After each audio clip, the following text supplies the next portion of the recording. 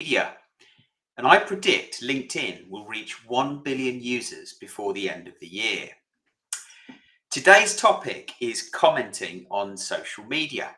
What is it and why it's important?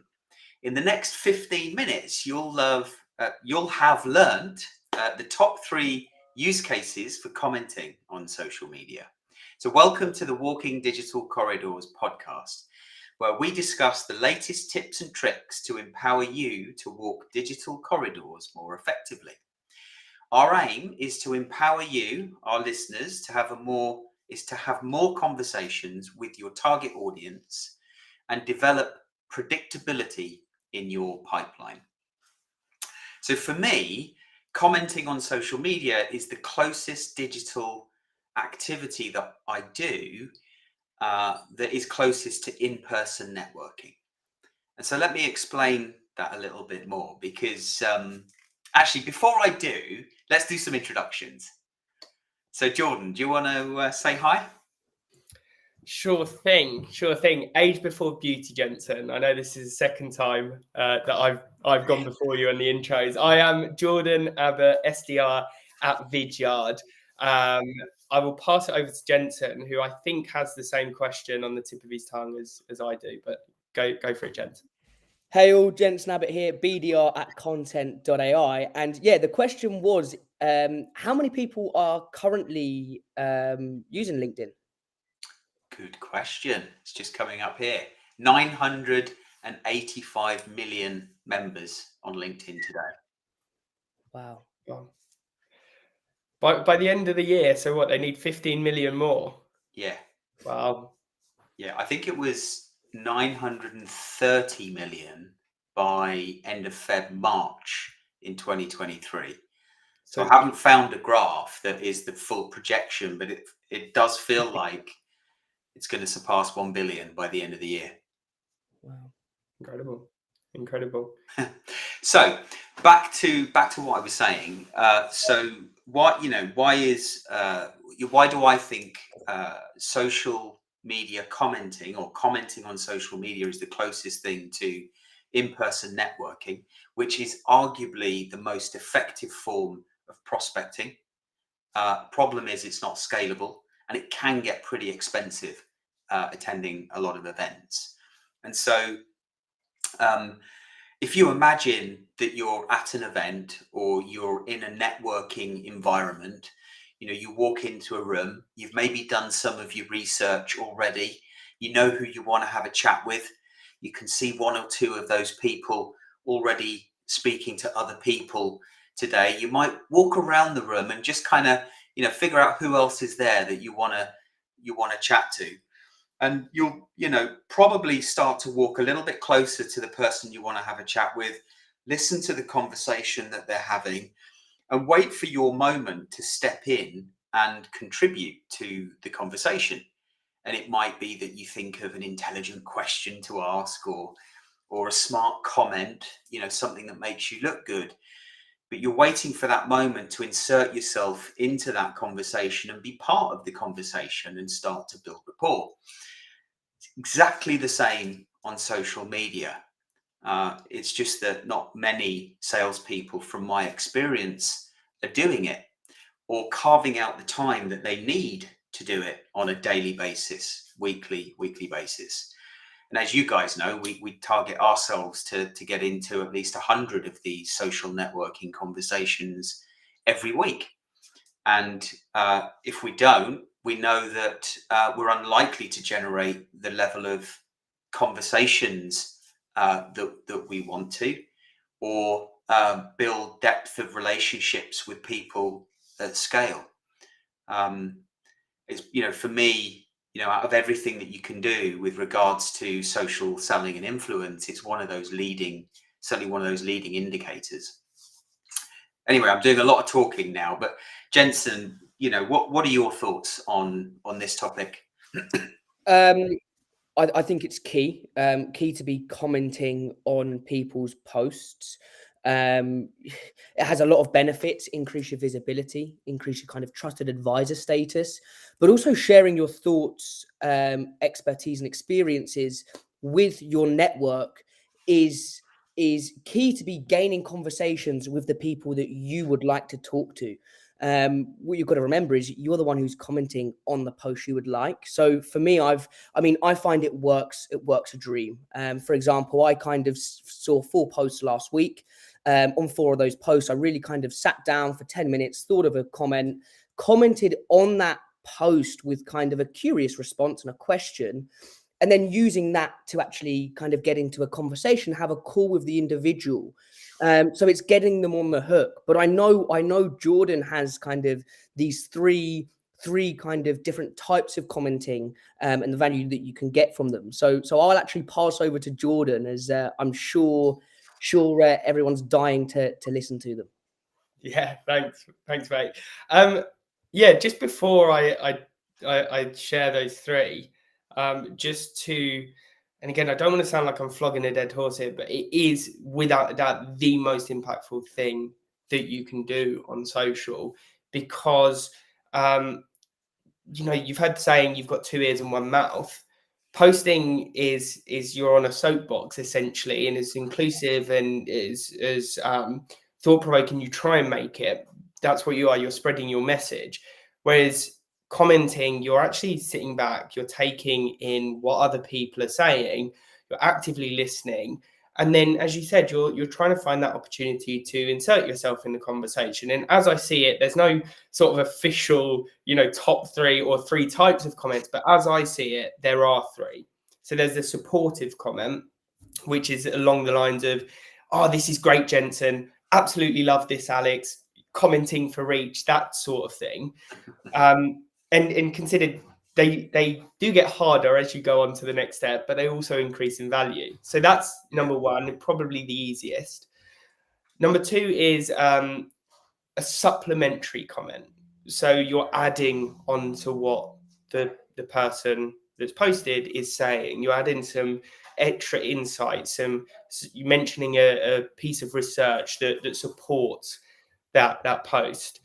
And then the third, which is arguably the hardest, but easily the most valuable, it's the curious comment, as you mentioned, Jens. It's taking in what someone said and then asking a question, a purposeful question, to continue that conversation. Because unless someone is very rude, they're going to respond to you. So that's a way to get that back and forth. So rather than someone saying something and then you saying something back, it's starting to get the conversation flowing, right? I think if I cast my mind back to when I started doing this in the beginning, it wasn't easy to do. I knew I needed to do it, but it felt like it was a hurdle to jump every time I tried to do it. One of the things I found to be most effective is to take my sales hat off and actually just think about the individual and the humanity of the personal side of trying to have a conversation with somebody because you're genuinely interested about the topic or about them. Yeah, and on that note as well, I would also add, kind of, I don't know how to word it, but I like to play dumb. I like to sit and think, I don't have any idea on this. How about you share your thoughts and opinions on the topic? And then so I can listen to hear what they have to say. So for me, I like to ask questions. And even if some people see it as a silly question, I don't think any question is silly, especially if you're trying to understand a specific point, pain point, experience, or expertise that someone's sharing. I always like to go the extra mile and, so how did you do that? And how did you get there? And also kind of just being curious about the individual and the topic itself can also be key to uncovering just a conversation about that topic and learning more. I like to look at being a sponge, so taking in as much information as possible and learning from others. And that's also another great thing with commenting on posts. You learn new things every day by having conversations. Yeah. Now, not everybody that we would want to have a conversation with is posting on LinkedIn. I forget the exact stat, but it's something like less than 1% of those 985 million members on LinkedIn are active on a weekly basis. So what are some of the things, what's the advice that you would give to our audience about how to increase your visibility and your influence with those harder to reach stakeholders within companies that you want to speak to that perhaps are not posting on LinkedIn? I mean, should I give it to Jord? Should I pass over to Jordan, or I can answer? I don't mind. Yeah, fire away. I've got something in mind, but yeah, fire away. Yeah, I mean, bringing them into the conversation. If you notice that they have interacted with a specific post on a specific topic, and you bump into another post that is kind of similar to that, bring them in the conversation. The worst thing that can happen is that they don't reply to it. Mm-hmm. That is the worst thing. No one's going to judge you. No one's going to say any bad names. All you're trying to do is you're actually trying to just build that relationship with that individual. And I think you've got to remember as well is not everyone's going to speak to you. So just try it. Give it a go. Try and bring them into the conversation. Try and do a post maybe around the topic that you've seen that they've interacted with. So then you can try and spark interest or get them to interact with your post. Yeah. Go on, Jordan. Yeah, no, just building on what you said, as you mentioned, if they've engaged with the post, definitely comment. They'll be notified that someone or people are commenting on that post that they liked. Or what is it? Istatoy. That I only recently learned what that acronym meant, but I saw this and thought of you. Yeah, right? yeah. So it's perhaps slightly more cheeky, but when there's a post about something that you think a prospect might be interested in or someone might be interested in, I'll tag them and then put Istatoy. Yeah. Yeah. I think it's also worth noting that whilst the topic today is commenting on social media, when we think about the compounding effect of doing all of the other things that we can do on social media, if we're connecting with as many people as possible within those companies that we'd like to do business with, by commenting on either posts that other stakeholders have done within the business, or topics that we know that those people that we're not, those ideal stakeholders we're not yet connected to are interested in, the commenting in those two scenarios builds our influence within that organization, because those people that we started to connect to, not yet the ideal stakeholders, are typically well connected within that organization. And so by commenting and popping up in the timeline of those secondary, tertiary stakeholders within the organization, we increase our chances of being seen by those primary stakeholders that we really like to connect with and build a relationship with. Yeah. That's and great. as they see us popping up, we become a friendly face. So that time when we do choose to connect with them, we're potentially somebody that they feel like they know. Yeah. Indeed. Conscious of time, there is one more thing just to really hammer the message home. So when I was doing my reporting this Monday, looking back over the past 4 weeks, throughout that period, I just come back from holiday, build up for the events. And the one thing that changed within my behaviors was a lack of commenting, and my meeting booking rate suffered. I booked only half as many meetings as I typically would. So get out there and get commenting. Message. That's a really good point. And on that note, I think we're just coming to a close. So thank you for joining us today on Walking Digital Corridors podcast, the commenting on social media episode. Next week, we're going to be looking at content marketing versus content making. So look out for the event, LinkedIn event for next week, and we will see you again soon. Enjoy the rest of your week.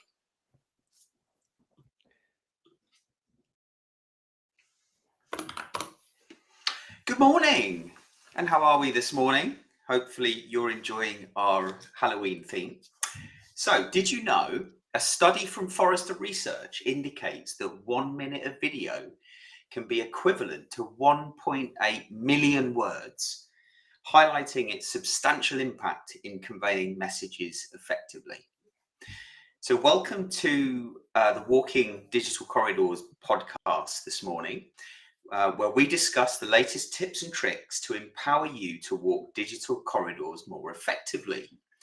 We aim to empower our listeners to have more conversations with their target audience and develop predictability in your pipeline. So today's topic is video in sales. So we aim by the end of this to have given you at least 3 of the best video use cases that you can apply quite literally today. So hopefully quite a practical session. So I'm your co-host, Alex Abbott, founder of Sapiro, also creator of the Conversation Operating System. And I'm going to hand over to Jordan to introduce himself. Good morning, everyone. I'm Jordan Abbott, apparently the resident video expert, Yes. seeing as though I work as an SDR at Vidyard. Apologies if I'm a bit bunged up. 'Tis the sneezing and all that. I'm fighting a bit of a cold at the minute, but yeah, glad to be here with you. What's that? Tis the season. That's a first. Yeah, someone said it on a call to me yesterday, and I loved it. So it's now part of my my vocabulary. Brilliant. And Jensen. Hi, all Jensen Abbott, BDR at content.ai, and I'll have to apologise as well because I too am also fighting a cold. But yeah, nice to be here. Cool. Glad you both made it fighting colds. Anyway, I hope you both feel better soon. So with that, as you said, Jordan, you said you're the resident video expert. I agree with you, working at Vidyard. So I suspect you will have a lot of the mic this morning. But as our resident video expert, why is video one of the best tools in our armory as salespeople? Yeah. So I think the easiest way to break it down is by using the 3 E's of video, or as I know them, the video superpowers. So initially, it's more engaging. So it basically allows us to leverage our body language, our intonation to tell better, more engaging stories. We can make our prospects laugh, smile, whatever emotion you want to feel, you can do so more effectively with a visual. Secondly, it's more educational. Now, the reason being is that we can complement our message with a visual. We know that the human brain processes visual information a lot quicker than text. As you mentioned, a minute video is the equivalent of 1.8 million words. But additionally, it's also a lot more memorable, between sort of 5x to 9.5x more memorable than written text, depending on which research you believe. And then finally, it's more empathetic. And what I mean by that is it gives us an opportunity to be more genuine, more personal. We can really sort of show empathy to the challenges that our prospect or the receiver is facing. And again, that ties into the body language and intonation piece as well. So yeah. Those 3 E's are crucial. Yeah, let's come back to that empathy one in a moment, because I think that's so important for us in sales. And you know, when it's, you know, so difficult to actually create a conversation with our target audience, you know, most salespeople don't have the opportunity to express empathy. So by doing so through the power of video, using that as a prospecting tool, I think that's incredibly important. We should dial into that, because remember, we want to give our audience at least 3 use cases to take away and try. Yeah. So Jensen, as BDR at content.ai, couple of years experience in sales now. What do you, and I've seen you do a number of different videos. What do you enjoy the most about video, and why? So great question. I just want to jump in there. So also kind of at the beginning, I just want to add, it wasn't enjoyable, me being totally honest. It was a real step outside my comfort zone. It was honestly, if you would look at my camera roll after I shot a video, there would be 30, 40 takes. I wanted to kind of make it as perfect as possible. Also, while checking my hair, making sure my beard looked okay, right? The normal standard stuff kind of a lot most people do when they record a video, right? Yeah. But I think it's Are people really as vain as you, though? yeah, yeah. Well, maybe not, but I mean, look, really, it's just kind of jumping and doing it and realizing actually, kind of, I need to throw myself out of my comfort zone to kind of move forward with my goals and targets, and that's then when it became enjoyable for me. It's the great story that you told me, Alex, about kind of being I keep forgetting it. Is it unconsciously competent? Kind of That's it. when you just get to the point where you just do it without kind of even realizing. Yeah. And I think that's You what say that you're there now with video. I would say happily, yeah. I would say easily. I can now just come up with an idea of video, put my phone in front of me. I don't even need a script anymore. It might just be a couple of words to kind of prompt me on what I'm going to say. So then when I can kind of do the video, it's a bit more natural, right? Yeah. For our viewers, should we just do that whole kind of unconsciously competent thing? Yeah. Can you Go on. remember it all? I'll let you explain it because Okay. yeah. So it's this idea of when you try something new, you're consciously incompetent, like when you first learn to drive a car, right? So you get in the car and you're very conscious that you can't do it. So you need some lessons, you need to practice. And then you go from consciously incompetent to It's uh, just quickly. unconsciously incompetent is the first one, to consciously incompetent. Then you're consciously competent, so you know what you're doing, you're thinking about it, and you're having to really exert a lot of concentration, let's say, until you get to that point where you've done it so many times that you're unconsciously competent, and you get in the car, go from A to B, and you don't even know what you did between those two points. Yeah, exactly that. And We got there. and I mean, yeah, we got there in the end. But hey, look, why I enjoy it so much now, it paints a picture for the prospects or the people that I'm talking to. That's one thing that I kind of find annoying now. If I can't see a picture or video of someone on their LinkedIn profile, I struggle to paint a picture of who they are, how they sound, the type of language or tone that they use. Yeah. So really for me, it's there to paint a picture so people know who I am, what I look like. They can hear how I sound, so I'm not pushy, I'm not kind of moany, or I don't have this horrible voice. I'm actually very calm, Oh, empathetic. that's debatable. Yeah. But to Roland's point, though, Jensen, right? Building relationships is key in sales. Is getting full trust from a text email. Exactly. I mean, just to add on that, how disconcerting is it when you jump on a live video call with someone and they've got their camera turned off? I know. I don't know if that's just me, but it's a horrible feeling because you can't really connect, and that's what. To Rol's point, and that's what it enables you to do is connect and start to build that relationship. Sorry, James, you were saying. Oh yeah, and that's a great point, right?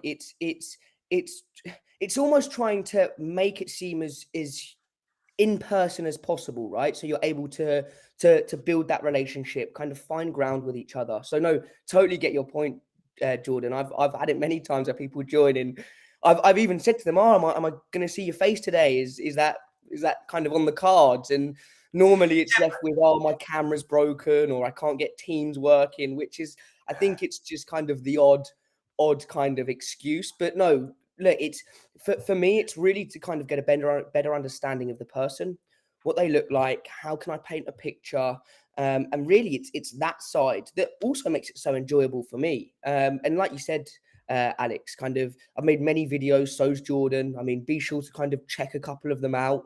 You can get some inspiration from them. So please do, if you can get some inspiration from them, use that, right? And I think that's another tip for people is don't be scared if you see a video and you like it to recreate it in your own way.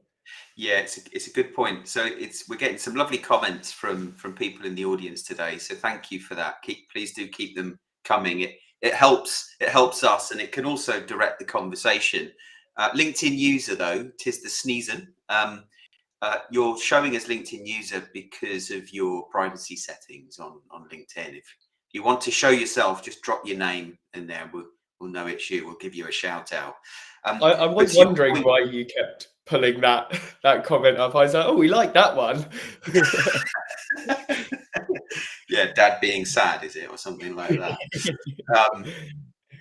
And we haven't quite got the full Abbott family, but here's mum. I'm someone who is quite nervous in front of the camera. What advice can you give? Who wants to have a go at that one? Because I think that's a really good one. Yeah, I'm happy to jump in there. Roll. I know that you've got to jump. Please do drop me a message, and happy to have a conversation about scaling the approach for sure. So in relation to taking that first step, one of the things is trying to be yourself and have fun with it. And I know that's easier said than done, as you mentioned, Jensen. To make that first video as easy as possible, perhaps just answer a question that you've been given that you know the answer to, that you can just speak verbatim into the camera. If you are thinking about creating a slightly longer video, then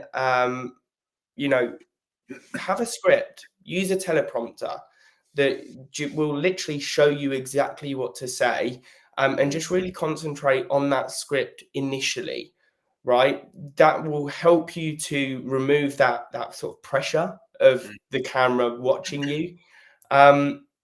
But additionally, remove all expectations from it, and just bring your whole self. And really, it's all about connection rather than perfection. We're not trying to make Hollywood films here. It's just a way to connect someone with someone, to bridge that gap between the FaceTime that you are permitted. So don't put pressure on yourself. I love that. It's connection, not perfection. So just before we kind of come to an end with 2 or 3 minutes left to go, and also trying to answer Raoul's comment here, what are the top 3 use cases for video in sales? And try and think about the scale aspect there. I don't know if, Jordan, you've got all 3. Jensen, you want to have a go at 1 or all 3? But we've only got a couple minutes left. Let Jordan fire away, and I can add in. I can add in at the end. Yeah. So I'll try and keep it quite concise. So I think the most obvious one is that video prospecting piece. Crucial to keep them between 35 to 45 seconds. After 45 seconds, we see a drop off. After that minute mark, it sort of drops off a cliff. So good morning, Alyssa, by the way. Good morning, Alyssa. Try and keep it brief. Couple of ways you can do that. Perhaps you're on their LinkedIn profile. I love to put my profile picture next, or my camera bubble next to theirs, give a little wave across to them. That's using the Vidyard application though, isn't it? Yeah. Other brands available. Okay. Yeah, because when you describe it, it's like, well, how do you do that? Yeah. Good point. In relation to that scale piece, if you are running ABM campaigns, perhaps rather than being on the individual's LinkedIn profile, you're on their website, and you're talking to a problem that that department has, or a hypothesis that you think that department is facing a challenge. So do that. Can I stop you there, George? Yeah. Would you put the third one in the meeting invitation on LinkedIn, because we're about to run out of time, and I think LinkedIn does cut us off, and I do want to say thank you to everybody for joining this morning. We do want to keep these to 15-minute bite-sized chunks so you can get on with your busy day. And if you're interested in how to comment on social, join us at 12:15 today. Have a great day, folks. Cheers, guys.